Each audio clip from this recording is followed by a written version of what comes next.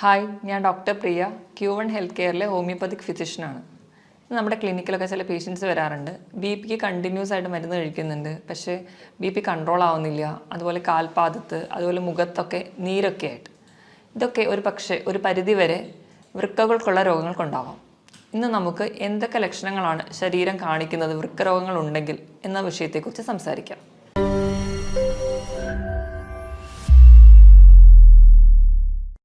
നമ്മുടെ ശരീരത്തിൽ ഒരു ജോഡി വൃക്കകളാണുള്ളത്. നമ്മുടെ നട്ടലിനെ രണ്ട് വശത്തായിട്ട് സ്ഥിതി ചെയ്യുന്നു. 150 ഗ്രാം ഭാരമാണ് ഇതിനുള്ളത്. നമ്മുടെ ശരീരത്തിലെ മാലിന്യങ്ങളെയൊക്കെ മൂത്രത്തിലൂടെ പുറന്തള്ളലാണ് പ്രധാന ഫംഗ്ഷൻ. ഇതിനായിട്ട് ഒരു മിനിറ്റിൽ ഏകദേശം 1.25 ലിറ്റർ രക്തം ശുദ്ധീകരിക്കപ്പെടുന്നു. അതായത് ഏകദേശം ഒരു 4 മിനിറ്റ് കൊണ്ട് നമ്മുടെ ശരീരത്തിലെ മൊത്തം രക്തത്തെ ഒരു തവണ ശുദ്ധീകരിക്കാനുള്ള കഴിവ് നമ്മുടെ വൃക്കകൾക്കുണ്ട്. ഈ മാലിന്യങ്ങളെ പുറന്തള്ളുന്നതിന് പുറമെ നമ്മുടെ ശരീരത്തിലെ ലവണങ്ങളെയും അല്ലെങ്കിൽ മറ്റ് ധാതുക്കളുടെ ലെവലൊക്കെ മെയിൻറ്റെയിൻ ചെയ്യാനും, അതുപോലെ നമ്മുടെ വൈറ്റമിൻ ഡി, നമ്മുടെ എല്ലുകൾക്കും പല്ലുകൾക്കൊക്കെ ബലം നൽകുന്ന വൈറ്റമിൻ ഡിയുടെ ആക്റ്റീവ് ഫോമിൽ എത്തിക്കാനും, അതുപോലെ തന്നെ നമ്മുടെ ചുവന്ന രക്താണുക്കളെ ഉൽപ്പാദിപ്പിക്കാൻ വേണ്ടിയിട്ടുള്ള എറിത്രോപോയിറ്റിൻ എന്ന് പറയുന്ന ഹോർമോൺ ഉൽപ്പാദിപ്പിക്കാനും ഒക്കെ നമുക്ക് വൃക്കകളുടെ സഹായം ആവശ്യമാണ്. ഇതോടൊപ്പം തന്നെ നമ്മുടെ ബി.പി കൺട്രോൾ ചെയ്യുന്ന ഫംഗ്ഷനും വൃക്കകൾ ചെയ്യുന്നുണ്ട്. ഈ വൃക്കകളുടെ പൂർണ്ണമായ സ്തംഭനം നമ്മൾ പ്രധാനമായിട്ടും രണ്ടായിട്ട് തരംതിരിച്ചിട്ടുണ്ട്. അതിൽ ഫസ്റ്റ് വണ്ണാണ് അക്യൂട്ട് അല്ലെങ്കിൽ താൽക്കാലികമായിട്ടുള്ള സ്തംഭനം. ഇത് എന്തുകൊണ്ടൊക്കെ ഉണ്ടാവുന്നു നോക്കാം. പ്രധാനമായും എന്തെങ്കിലും അണുബാധകളൊക്കെ ഉണ്ടാകുമ്പോഴാണ് അക്യൂട്ടായിട്ട് കിഡ്നി ഫെയിലിയർ വരിക. മെയിൻലി മലേറിയ അല്ലെങ്കിൽ എലിപ്പനി, ഡെങ്കിപ്പനി തുടങ്ങിയ അസുഖങ്ങൾക്ക് ശേഷം നമുക്ക് കിഡ്നി ഫെയിലിയറുകൾ വരാം. അത് ഒരു താൽക്കാലികമാണ്, പെട്ടെന്നുണ്ടാകുന്ന കുറച്ച് ദിവസങ്ങൾ കൊണ്ടുണ്ടാകുന്ന ഒരു കണ്ടീഷനാണ് അക്യൂട്ട് റീനൽ ഫെയിലിയർ. ഇത് നമുക്ക് പെട്ടെന്നുണ്ടാകുന്ന ചികിത്സകളിലൂടെയൊക്കെ നമുക്ക് കിഡ്നിയെ പഴയ ഫംഗ്ഷനിലോട്ട് തിരിച്ചെത്തിക്കാൻ പറ്റും. ഇനി നമുക്ക് രണ്ടാമതായി കാണുന്നതാണ് ക്രോണിക് റീനൽ ഫെയിലിയർ അല്ലെങ്കിൽ സ്ഥിരമായിട്ടുള്ള കിഡ്നി ഫെയിലിയറുകൾ. അതെന്തുകൊണ്ടൊക്കെ ഉണ്ടാകുന്നത് നോക്കാം. അണുബാധകൾ കൊണ്ടുവരാം, അല്ലെങ്കിൽ ജനിതകമായ മറ്റ് രോഗങ്ങൾ കൊണ്ടുവരാം, അല്ലെങ്കിൽ കണ്ടിന്യൂസ് ആയിട്ടുള്ള സ്റ്റോൺ കിഡ്നിയിൽ ഉണ്ടാകുന്നതുകൊണ്ട്, അതുപോലെ തന്നെ ബി.പി, ഷുഗർ തുടങ്ങിയ രോഗങ്ങളുള്ളവർക്കും ക്രോണിക്കായിട്ട് നിന്ന് അത് കിഡ്നി ഫെയിലിയറിലോട്ട് പോകാം. ഇത് നമ്മൾ തുടക്കത്തിലൊക്കെ അറിയുകയാണെങ്കിൽ നമുക്ക് ചികിത്സിച്ചാൽ ഒരു പരിധി വരെ കൺട്രോൾ ചെയ്യാം. അല്ലെങ്കിൽ കുറച്ചുകൂടെ ഡെവലപ്ഡ് ആയി പോവുകയാണെങ്കിൽ നമുക്ക് ഡയാലിസിസിലോടൊക്കെ പോവേണ്ടി വരുന്നുണ്ട്. ഇനി കിഡ്നിയുടെ രോഗങ്ങളൊക്കെ നമുക്ക് എങ്ങനെ തിരിച്ചറിയാമെന്ന് നോക്കാം. അതിന് പ്രധാനമായും നമ്മൾ ചെയ്യുന്നത് ഒന്നെങ്കിൽ ബ്ലഡ് ടെസ്റ്റ് അല്ലെങ്കിൽ യൂറിൻ ടെസ്റ്റാണ്. ബ്ലഡ് ടെസ്റ്റ് ചെയ്യുമ്പോൾ ആദ്യം തന്നെ നമ്മൾ ഹീമോഗ്ലോബിൻ ലെവൽ നോക്കുമ്പോൾ കിഡ്നി കംപ്ലയിൻ്റ് ഉള്ളവർക്ക് ഹീമോഗ്ലോബിൻ്റെ അളവ് കുറഞ്ഞിരിക്കുന്നത് കാണാം. രണ്ടാമതായിട്ട് നമ്മൾ കിഡ്നി ഫംഗ്ഷൻ ടെസ്റ്റ് ചെയ്യും. അതിൽ യൂറിയയും ക്രിയാറ്റിനുമാണ് നമുക്ക് കൂടുതൽ ഇമ്പോർട്ടൻസ് നൽകുന്നത്. യൂറിയയുടെ നോർമൽ ലെവൽ എന്ന് പറയുന്നത് 5 to 20 ആണ്. അത് കിഡ്നി പേഷ്യൻസിൽ കൂടുതലായിട്ട് നിൽക്കുന്നത് കാണാം. ക്രിയാറ്റിൻ്റെ ലെവൽ 0.6 to 1.2 ആണ്. ഒരു 1.5 മുകളിലെത്തുമ്പോൾ തൊട്ടേ നമ്മൾ കുറച്ചുകൂടി ശ്രദ്ധിക്കേണ്ടിയിരിക്കുന്നു. 2 മുകളിൽ പോവുകയാണെങ്കിൽ, 2 മുകളിൽ പോവുകയാണെങ്കിൽ സ്ഥിതി കുറച്ച് ഗുരുതരമാണ്. അപ്പോൾ കിഡ്നിക്ക് എന്തോ കംപ്ലയിൻസ് ഉണ്ട്, സീരിയസ് ആയിട്ടുള്ള പ്രശ്നമുണ്ട്. അതുകൊണ്ട് നമുക്ക് വേഗം ഒരു ട്രീറ്റ്മെൻറ്റിലോട്ട് പോകേണ്ട ആവശ്യമുണ്ട്. കിഡ്നി ഫെയിലിയറിന് പ്രധാനമായും 3 കാരണങ്ങളാണ് പറയപ്പെടുന്നത്. ഒന്നാമത്തേത് ബി.പി കൺട്രോൾ ചെയ്യാൻ പറ്റാതെ പോകുന്നത്, രണ്ടാമത്തേത് ഡയബറ്റിസ് കൺട്രോൾ ചെയ്യാൻ പറ്റാതെ പോകുന്നത്, മൂന്നാമത്തേത് പാരമ്പര്യമായിട്ട് എന്തെങ്കിലും കിഡ്നി രോഗങ്ങളുള്ള കുടുംബങ്ങളിലുള്ളവർക്കും ഇത് കാണുന്നുണ്ട്. ഇനി നമ്മുടെ കിഡ്നിക്ക് എന്തെങ്കിലും രോഗങ്ങളൊക്കെ ബാധിച്ചിട്ടുണ്ടെങ്കിൽ, അല്ലെങ്കിൽ ക്രോണിക് കിഡ്നി ഫെയിലിയറിലോട്ടൊക്കെ പോകുമ്പോഴേക്കും നമ്മുടെ ശരീരം പല ലക്ഷണങ്ങൾ കാണിക്കും. ഇതെന്തൊക്കെയാണ് ഈ അടയാളങ്ങളെന്ന് നമുക്ക് നോക്കാം. ഇതിൽ ഒന്നാമത്തേതാണ് അമിതമായ ക്ഷീണം. അമിതമായ ക്ഷീണം എന്ന് പറയുമ്പോൾ തന്നെ തളർച്ച, അമിതമായ കിതപ്പ്, അതുപോലെ തന്നെ തലവേദന, തലകറക്കം, അതുപോലെ ഒന്നിലും കോൺസെൻട്രേറ്റ് ചെയ്യാൻ പറ്റാതെ വരുന്നൊരു കണ്ടീഷൻ. ഇതിന് പ്രധാന കാരണം നമ്മുടെ ശരീരത്തിൽ യൂറിയയുടെ അളവ് കൂടുതലായി നിൽക്കുന്നത് കൊണ്ടാണ്. ഇതോടൊപ്പം തന്നെ നമ്മുടെ രക്തത്തിൽ HBയുടെ അളവ് കുറയുന്നത് കൊണ്ട് നമുക്ക് വിളർച്ച ഉണ്ടാകുന്നതായും കാണാം. ഇനി രണ്ടാമത്തെ ലക്ഷണമാണ് ഉറക്കക്കുറവ്. നമുക്ക് നല്ല ക്ഷീണം ഉണ്ടെങ്കിലും നമുക്ക് ഒരു ഡീപ്പ് സ്ലീപ്പ് കിട്ടത്തില്ല, ഒരു മയക്കം മാത്രമേ ഉണ്ടാവുള്ളൂ. ഇപ്പോൾ ഉറങ്ങുകയാണെങ്കിൽ തന്നെ കൂർക്കം വലി ഉണ്ടാവുന്നതായി കാണാം. അതുപോലെ തന്നെ നമ്മുടെ അടുത്ത് കിടക്കുന്ന ആൾക്ക് നമ്മുടെ മൂക്കിൽ നിന്ന് വരുന്ന ശ്വാസത്തിന് ഒരു മൂത്രത്തിൻ്റെ ഗന്ധം അനുഭവപ്പെടുന്നതായി കാണാം. ഇതിന് കാരണവും നമ്മുടെ രക്തത്തിൽ യൂറിയയുടെ അളവ് കൂടുതലായി നിൽക്കുന്നത് കൊണ്ടാണ്. മൂന്നാമത് നമ്മുടെ ശരീരം കാണിക്കുന്ന ഒരു ലക്ഷണമാണ് സ്കിന്നിനുണ്ടാവുന്ന ചേഞ്ചസ്. സ്കിന്നിന് പ്രത്യേകിച്ച് ഒരു കോസ് ഒന്നും ഇല്ലാതെ സ്കിന്നിന് ഭയങ്കരമായിട്ട് ചൊറിച്ചിൽ വരാം. പ്രധാനമായും നമ്മുടെ കാൽമുട്ടിന് താഴെയുള്ള ഭാഗത്താണ് ചൊറിച്ചിൽ കാണാറ്. ഇപ്പോൾ ഡയബറ്റീസും കൂടെയുള്ള കിഡ്നി പേഷ്യൻസിനാണെങ്കിൽ ഇതിൽ കാലിൻ്റെ ആ ഭാഗത്ത് കറുത്ത നിറം കൂടി കാണാം. ഇതിന് കാരണം മൂത്രത്തിലൂടെ നമ്മുടെ പോയിസണസ് ആയിട്ടുള്ള സബ്സ്റ്റൻസ് ഒന്നും പുറന്തള്ളാതെ അത് നമ്മുടെ രക്തത്തിലായി തന്നെ നിൽക്കുന്നത് കൊണ്ടാണ് ഇങ്ങനെ ചൊറിച്ചിലും അതുപോലെ ഈ കറുത്ത നിറമൊക്കെ കാണുന്നത്. നാലാമതായി ശരീരം കാണിക്കുന്ന ഒരു ലക്ഷണമാണ് ഇടയ്ക്കിടയ്ക്ക് മൂത്രം ഒഴിക്കാനുള്ളൊരു ടെൻഡൻസി. പക്ഷേ നമുക്ക് മൂത്രം ഒഴിക്കാനൊക്കെ പോയി ഇരുന്നാലും മൂത്രം പോകത്തില്ല. ആ ഒരു ടെൻഡൻസി മാത്രമേ കാണിക്കുള്ളൂ. ഇത് കൂടുതലായും കാണുന്നത് രാത്രി സമയത്താണ്. അഞ്ചാമതായി കാണുന്ന ഒരു ഫീച്ചറാണ് മൂത്രത്തിൽ കലക്കലായിട്ട് കാണുന്നത്. അതായത് നമ്മുടെ മൂത്രത്തിൽ ബ്ലഡ് കൂടി മിക്സ് ചെയ്തിട്ട് പോകും. ചിലപ്പോൾ മൂത്രം ഒഴിക്കുന്നതിൻ്റെ തുടക്കത്തിൽ കുറച്ച് ബ്ലഡ് പോകും, അത് കഴിഞ്ഞിട്ടായിരിക്കും മൂത്രം പോകുന്നത്. അല്ലെങ്കിൽ ഒരു കലങ്ങിയ സ്റ്റേറ്റിലായിരിക്കും കാണുക. നമ്മൾ ചെളി വെള്ളത്തിൽ കുഴച്ച പോലെ ഒരു കലങ്ങിയ അവസ്ഥയിൽ ആണ് യൂറിൻ പോവാറ്. നമ്മൾ എത്ര വെള്ളം കുടിച്ചാലും ഇതൊരു കലക്കലായി തന്നെ തുടരുന്നെങ്കിൽ അതെന്തെങ്കിലും ഒരു കിഡ്നി ഡിസീസ് ഉള്ളവരിലാണ് കൂടുതലായും കാണുന്നത്. ആറാമതായി കാണുന്ന ഒരു ഫീച്ചറാണ് മൂത്രത്തിൽ പതയായിട്ട് കാണുന്നത്. അത് നമ്മുടെ മുട്ടയുടെ വെള്ളയൊക്കെ എടുത്ത് അടിച്ച് പതപ്പിച്ച് കഴിഞ്ഞാൽ നമ്മുടെ പാത്രത്തിൻ്റെ സൈഡിൽ ഇങ്ങനെ കുമിള പോലെ പറ്റി പിടിച്ചിരിക്കുന്നില്ലേ, ആ ഒരു സ്റ്റേറ്റിൽ നമ്മുടെ മൂത്രം പോകുമ്പോൾ കാണാൻ പറ്റും. അതുപോലെ കുമിളകളൊന്നും പൊട്ടാതെ പതയായിട്ട് തന്നെ നിൽക്കുന്നുണ്ടെങ്കിൽ അതും ഒരു കിഡ്നി ഡിസീസിനുള്ള ഒരു അടയാളമായിട്ട് കാണുന്നു. ഇനി ഏഴാമതായി ശരീരം കാണിക്കുന്ന ഒരു ലക്ഷണമാണ് കണ്ണിന് ചുറ്റുമുള്ള തടിപ്പ്, അല്ലെങ്കിൽ നമ്മൾ അതിനെ പഫിനെസ് എന്ന് പറയും. ഇതിന് പ്രധാന കാരണം എന്ന് വെച്ച് കഴിഞ്ഞാൽ നമ്മുടെ ശരീരത്തിന് ആവശ്യമായിട്ടുള്ള പ്രോട്ടീനുകൾ കിഡ്നി വഴി പുറന്തള്ളുകയും അതിന് പകരം പോയിസണസ് ആയിട്ടുള്ള സബ്സ്റ്റൻസ് രക്തത്തിൽ അടിയുന്നതും കൊണ്ടാണ്. നമ്മൾ കിഡ്നി വഴി നമ്മുടെ ശരീരത്തിന് ആവശ്യമുള്ള പ്രോട്ടീൻ പോകുന്നതിനോടൊപ്പം തന്നെ നമ്മുടെ മസിലുകളിലുള്ള പ്രോട്ടീനും അവ പുറന്തള്ളുന്നു.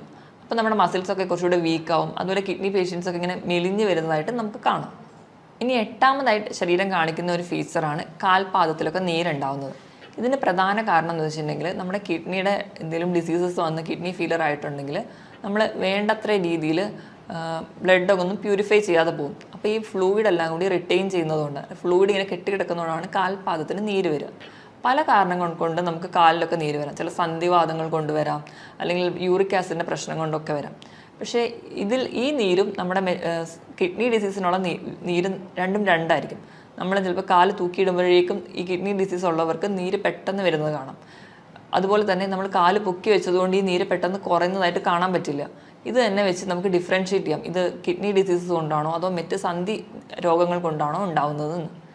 ഒമ്പതാമതായി ശരീരം കാണിക്കുന്ന ഒരു ലക്ഷണമാണ് വിശപ്പില്ലായ്മ. നമ്മൾ എത്ര പട്ടിണി കിടന്നാലും നമുക്ക് പ്രത്യേകിച്ച് ഒരു വിശപ്പൊന്നും തോന്നത്തില്ല. അതുപോലെ തന്നെ മറ്റു ചിലർക്കാണെങ്കിൽ ഭക്ഷണം കാണുമ്പോൾ അല്ലെങ്കിൽ ഭക്ഷണത്തിൻ്റെ സ്മെല്ലടിക്കുമ്പോഴേക്കും ഓക്കാനോ ഉണ്ടാവും. ഇതിന് കാരണവും നമുക്ക് ശരീരത്തിലെ യൂറിയയുടെ അളവ് കൂടുമ്പോൾ അത് കിഡ്നിക്ക് മുകളിൽ കരളിനെയും ബാധിക്കുന്നു. അതുവഴിയാണ് നമുക്ക് വിശപ്പില്ലായ്മ ഉണ്ടാവാനുള്ള ഒരു കാരണം. ഇനി അവസാനത്തെ ലക്ഷണമാണ് മസിൽ ക്രാംസ്, അല്ലെങ്കിൽ മസിൽസിൻ്റെ കോച്ചിപ്പിടുത്തം.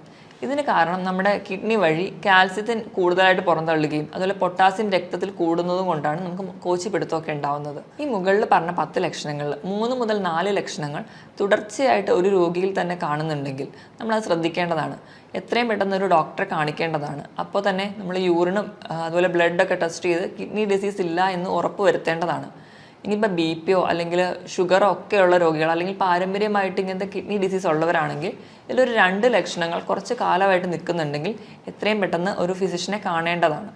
ഇനി ഈ മുകളിൽ പറഞ്ഞ 10 ലക്ഷണങ്ങൾ ഏതെങ്കിലുമൊക്കെ നമ്മുടെ ശരീരം കാണിക്കാൻ തുടങ്ങിക്കഴിഞ്ഞാൽ നമ്മൾ കിഡ്നിക്ക് വേണ്ടത്ര ശ്രദ്ധ നൽകണം എന്നാണ് അർത്ഥം. അപ്പം എന്തൊക്കെ ലൈഫ് സ്റ്റൈൽ ചേഞ്ചസ് ആണ് വരുത്തേണ്ടതെന്ന് നോക്കാം. ഇതിൽ ഒന്നാമതാണ് ധാരാളം വെള്ളം കുടിക്കുക. ഒരു ഹെൽത്തി ആയിട്ടുള്ള ഒരാളാണെങ്കിൽ ദിവസം ഒരു 3 ലിറ്റർ വെള്ളം കുടിക്കുക, അതായത് ഒരു 15 ഗ്ലാസ് വെള്ളമെങ്കിലും കുടിക്കണം. ഇപ്പോൾ കിഡ്നി ഡിസീസൊക്കെ സ്റ്റാർട്ട് ചെയ്തു പക്ഷേ ഡയാലിസിസിലോട്ടൊന്നും എത്തിയിട്ടില്ലാത്ത ഒരാളാണെങ്കിൽ വെള്ളം കുടിക്കുന്നതിൻ്റെ അളവും മൂത്രം ഒഴിക്കുന്നതിൻ്റെ അളവും തമ്മിൽ ഒരു അനുപാതമുണ്ട്. അവരൊഴിക്കുന്ന മൂത്രത്തിൽ നിന്നിൻ്റെ കൂടെ ഒരു 600 മില്ലി കൂടി കൂട്ടിയിട്ട് വേണം അവർ വെള്ളം കുടിക്കാൻ. ഇപ്പം 2 ലിറ്ററാണ് ഒരാൾ ഒഴിക്കുന്ന മൂത്രമെങ്കിൽ അവർ കുടിക്കേണ്ട വെള്ളത്തിൻ്റെ അളവ് 2600 മില്ലി ലിറ്ററാണ്. രണ്ടാമതായിട്ട് പുകവലി പൂർണ്ണമായി നിർത്തുക. അതിന് ഒന്നാമത്തെ പറയുന്ന കാരണം എന്ന് വെച്ചിട്ടുണ്ടെങ്കിൽ നമ്മൾ പുകവലി ഉള്ളവരിൽ ഓക്സിജൻ ക്യാരിയിങ് കപ്പാസിറ്റി, ഓക്സിജൻ്റെ അളവ് കുറയുന്നതായിട്ട് കാണാം. രണ്ടാമതായിട്ട് പുകവലി മൂലം ഉണ്ടാകുന്ന കെമിക്കൽസ് നമ്മുടെ രക്തക്കൊള്ളുകൾ അടിയുകയും അത് നമ്മുടെ ചെറിയ രക്തക്കൊള്ളുകൾക്ക് നാശം ഉണ്ടാക്കുകയും ചെയ്യുന്നു. ഇതുവഴി നമ്മുടെ വൃക്കകൾക്കുള്ള രക്തയോട്ടം കുറയ്ക്കുകയും ചെയ്യുന്നുണ്ട്. അതുപോലെ തന്നെ ഈ പുകവലി ഉള്ളവരിലാണ് കൂടുതലായിട്ടും ഇപ്പോൾ കിഡ്നി ക്യാൻസേഴ്സും അല്ലെങ്കിൽ മറ്റ് ഗ്രോത്തുകളും കിഡ്നിയിൽ ഉണ്ടാകുന്നത് കൂടുതലായി കാണുന്നത് പുകവലി ഉള്ളവരിലാണ്. മൂന്നാമതായിട്ട് മദ്യപാനം, അതുപോലെ തന്നെ പ്രിസർവേറ്റീവ്സ് ആഡ് ചെയ്തിട്ടുള്ള ഡ്രിങ്ക്സും സോഫ്റ്റ് ഡ്രിങ്ക്സൊക്കെ പൂർണ്ണമായും നിർത്തുക. ഈ മദ്യപാനം ഒക്കെ ഉള്ളവരിൽ ഇലക്ട്രോലൈറ്റ് ബാലൻസ്, അതായത് നമ്മുടെ ധാതുക്കളുടെയും ലവണങ്ങളുടെയൊക്കെ ബാലൻസ് പ്രോപ്പറായിട്ട് കാണില്ല. അതുപോലെ തന്നെ ശരീരത്തിന് വേണ്ട ആവശ്യമായിട്ടുള്ള വെള്ളം ഈ മദ്യപാനികളിൽ കുറവായിട്ട് കാണാം. അവർക്ക് ഡീഹൈഡ്രേഷൻ കൂടുതലായിട്ട് കാണുന്നുണ്ട്. നാലാമതായിട്ട് അമിതവണ്ണം, ഓവർ വെയിറ്റ് ഒക്കെ ഉണ്ടെങ്കിൽ അത് മാക്സിമം കൺട്രോൾ ചെയ്യാൻ ശ്രദ്ധിക്കണം. അമിതവണ്ണമുള്ളവർക്കൊക്കെ വൃക്കയിലെ മുകളിൽ ഉണ്ടാകുന്ന ഓവർലോഡ് അല്ലെങ്കിൽ പ്രഷർ കൂടുതലാണ്. അത് നമ്മുടെ വൃക്കകൾക്ക് പെട്ടെന്ന് രോഗങ്ങൾ ഉണ്ടാവാനുള്ള കാരണമാകുന്നു. അതുകൊണ്ട് തന്നെ അമിതവണ്ണം ഉള്ളവരാണെങ്കിൽ അത് കൺട്രോൾ ചെയ്യാൻ ശ്രദ്ധിക്കുക. അതിനായിട്ട് കൃത്യമായിട്ട് വ്യായാമം ചെയ്യുക. ആഴ്ചയിൽ 5 ദിവസമെങ്കിലും കഴിയുന്നൊരു 45 മിനിറ്റ് മുതൽ 1 മണിക്കൂർ വരെ ചെറിയ തോതിലുള്ള വ്യായാമങ്ങൾ, രാവിലെ എണീറ്റ് നിരപ്പായ സ്ഥലത്തൂടെ നടക്കുക, അതായത് പറ്റുന്ന രീതിയിലുള്ള എക്സസൈസുകളൊക്കെ ചെയ്യുക. ഇത് നമ്മുടെ ശരീരം കുറച്ചുകൂടി ഹെൽത്തി ആയിട്ട് നിൽക്കും. അതുപോലെ തന്നെ വണ്ണം കുറയ്ക്കാം, ബി.പിയും ഷുഗറും ഒക്കെ കൺട്രോൾ ചെയ്യാൻ പറ്റും. അതുപോലെ തന്നെ എല്ലാ ഭാഗത്തേക്കുള്ള ബ്ലഡ് സപ്ലൈ പ്രോപ്പറായിട്ട് നടത്താനും വ്യായാമത്തിന് സഹായിക്കും.